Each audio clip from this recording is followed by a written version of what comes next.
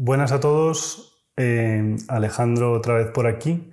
Y bueno, la reseña que quiero hacer hoy es en defensa de la ilustración de Steven Pinker. Bueno, decir que aunque siempre intento buscar libros que no sean evidentemente libros liberales, y este se acerca mucho a lo que sería un libro liberal, sí que es verdad que es un libro básicamente optimista, o como le gusta decir a Steven Pinker, realista, pero que tampoco es un libro que haga una defensa del liberalismo. Por eso lo he elegido, ¿no? O sea, Steven Pinker, más que una defensa del liberalismo, lo que le hace es un homenaje a la Ilustración. O sea, lo que demuestra este libro es, ok, partimos de razón, ciencia y humanismo y llegamos a donde queremos, y la Ilustración ha triunfado, ¿no? Y aparte es un libro que reivindica el progreso humano, que para mí, y en días como estos días de tanto éxito de la vacuna, pues creo que es digamos que creo que es un homenaje al ser más perfecto que conocemos, que es el Homo sapiens, ¿no? Entonces, bueno, lo primero que quiero decir es que creo que este libro enlaza muy bien con digamos, las reseñas sobre Kant, porque, como decía, Kant es el hijo predilecto de la Ilustración y uno de los que mejor representa los valores.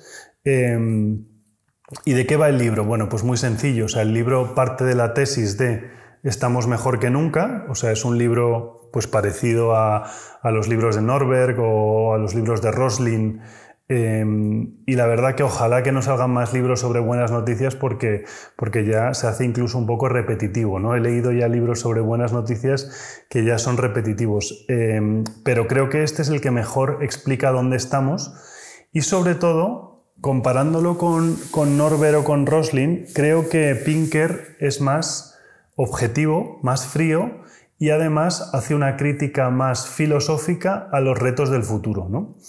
Hay cosas alucinantes de las que habla. Por ejemplo, los dos ejemplos de los que me acuerdo, uno es la vela, ¿no? O sea, cuánto tardábamos antes, cuánto teníamos que trabajar antes para tener una vela, y cuánto tenemos que trabajar ahora para tener una bombilla, ¿no? Entonces, antes eran pues 40 horas para tener una vela y beneficiarnos de la vela, y ahora necesitamos trabajar un segundo para poder comprar una bombilla, ¿no? Y lo mismo con la tonelada de grano trillada, ¿no? Dice Pinker que antes necesitabas 24 personas un día entero para trillar una tonelada de grano, y ahora necesitas una persona durante 10 minutos o algo así para esta tonelada de grano, ¿no? Entonces, este libro me parece un homenaje al ser humano, y por eso lo recomiendo tanto. Porque además es un libro que te ayuda a trabajar en el día a día, ¿no? O sea, y no solo a trabajar en el día a día, sino a confiar, fundamentalmente, ¿no? O sea, ¿cuál es la ventaja de los países que defienden las ideas de la libertad? La ventaja de los países que defienden las ideas de la libertad es lo que Popper considera una sociedad abierta.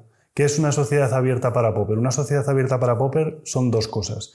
Es una sociedad que está abierta al juicio, o sea, a la crítica, a la reflexión y a la mejora. Es decir, si tú eres, voy a poner un ejemplo muy tonto, pero si tú eres ruso hoy, quizá no puedes criticar al gobierno ruso tanto como podrías criticarlo si eres un suizo en Suiza, ¿vale? Por poner un ejemplo, por hacer una reducción muy rápida. Entonces, eso es lo primero que necesita una sociedad abierta. Y lo segundo es abierta o sea, una vez que se ha realizado esta crítica, lo siguiente sería abierta al cambio después de este feedback, ¿no? Entonces, abierta al cambio, ¿qué quiere decir? Cambiar significa que crees constantemente que el futuro va a ser mejor que el presente, porque si no, evidentemente no cambiarías, ¿no? ¿Qué significa que el futuro va a ser mejor que el presente? Significa que cuando Uber llega, obviamente va a haber taxistas que pierdan su trabajo, o que a partir de ese momento ganen menos dinero del que ganaban antes, pero tenemos que confiar a que es mejor cambiar, y esta destrucción creativa que perseguía y que teorizaba Schumpeter, antes que no cambiar. O sea, es decir, siempre en las sociedades abiertas va a haber ganadores y perdedores, pero la sociedad en conjunto se va a beneficiar. O sea, es decir, si vamos al detalle concreto, seguro que hay un taxista que pierde porque ha llegado Uber, pero si entendemos la sociedad como un conjunto, la sociedad se va a beneficiar. Y como explicó Aristóteles en Ética Nicómaco, lo que debemos es perseguir el bien, vamos a decir, social y el hombre en un entorno antes que el hombre como individuo, porque termina siendo, o sea, defender a una persona concreta en un caso concreto termina siendo falaz comparado con defendernos como comunidad, ¿no? Y esa es un poco la alternativa que tenemos. No tenemos otra alternativa que estar abiertos al cambio.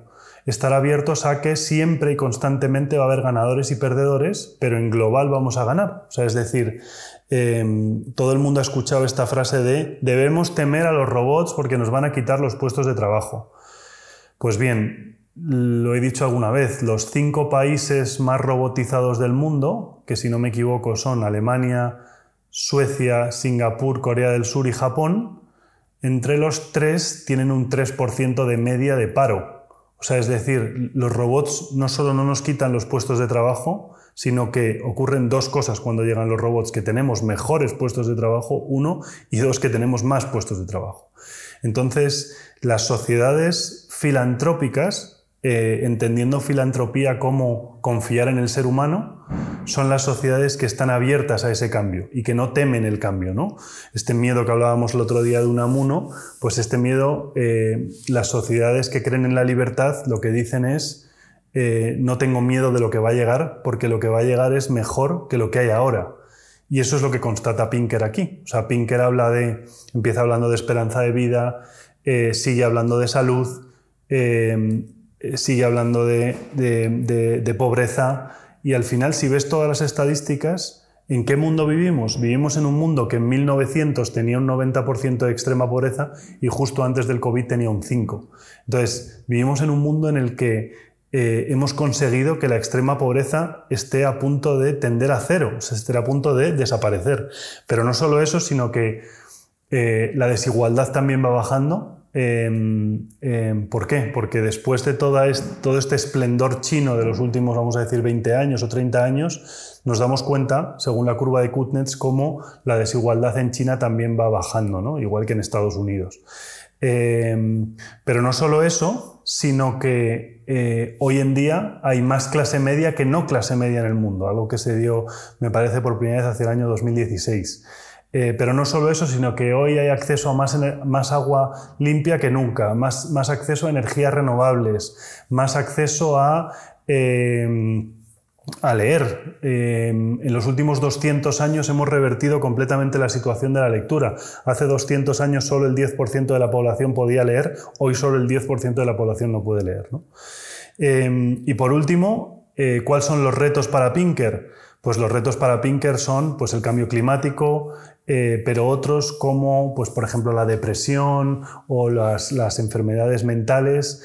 Y con esto enlazo con mi siguiente reseña, que voy a hablar de la sociedad del cansancio de Ben-Shul Han, porque creo que tiene mucho que ver esta llegada a una sociedad del hastío y del cansancio sobre lo que defiende Pinker. Así que buscaré las ideas que tiene más liberales Ben-Shul Han en su libro sobre la sociedad del cansancio. Muchas gracias a todos.